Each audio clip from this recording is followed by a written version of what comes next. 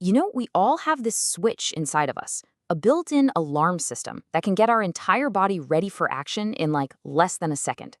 So today, we're going to take a deep dive into that incredible network, the sympathetic nervous system. I mean, you know the feeling, right? A sudden loud noise in an otherwise quiet house, or maybe a car just swerves a little too close, and bam!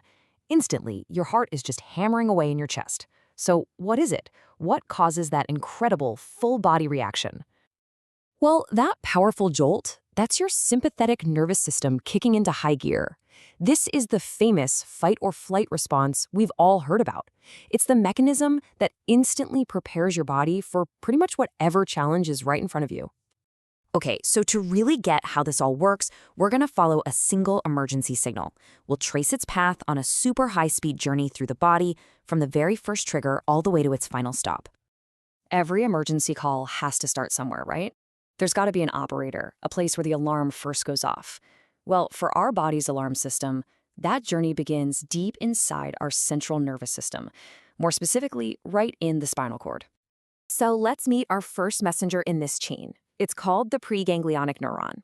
These are specialized nerve cells, and they're all clustered together in the middle sections of your spinal cord. That's the thoracic and lumbar regions, just waiting to fire off that initial alert. And let me tell you, this first messenger, it is built for pure speed.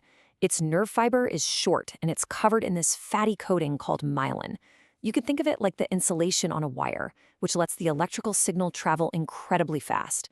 And at the end of its little sprint, it releases a chemical messenger to, well, pass the baton. Now, you might think the signal just goes straight to its target. But nope, this isn't a direct flight. Kind of like a runner in a relay race. That first super fast signal has to hand off its message.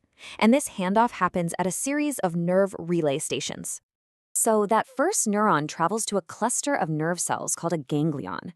The best way to picture this ganglion is as a busy hub, a little relay station where that initial message gets received and then passed on to the next nerve in the chain. And this is where the system gets really, really smart and flexible. Once the signal hits this hub, it's got options. It can immediately connect with the next neuron right there at the same level. Or it could travel up or down the chain to get a response going in a totally different part of the body, or it can just pass right through, heading for a more distant, specialized station to do a very specific job. Now, these relay stations aren't just a bunch of lonely, isolated islands. Nope, most of them are all linked up, forming two long chains that run right alongside your spine. Think of these as the major communication highways for your body's entire alarm system. Okay, so the message has been successfully handed off at the relay station. Now it's time for the final leg of the journey, delivering that action command to the specific organ that needs to spring into action, like right now. And this is the job of our second messenger, the post-ganglionic neuron. This guy picks up the signal from that relay station and carries it the rest of the way, straight to your heart, or your lungs, or your eyes, delivering that final go signal. And if you look at these two messengers side by side, you can see they're designed for totally different jobs. That first fiber, the pre-ganglionic one, is short and myelinated, built for speed. The second one is longer and it's unmyelinated, so it's a bit slower. It also uses a different chemical messenger, norepinephrine, and that's what delivers the final, stimulating kick to the target organ.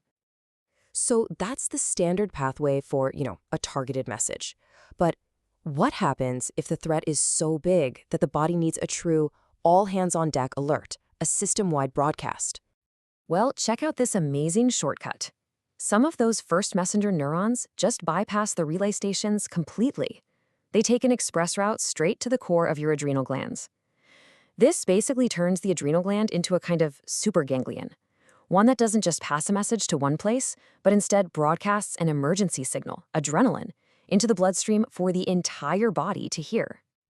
Okay, the signal's been delivered. The emergency broadcast is out. So what does this high alert actually feel like in the body? Let's look at the results.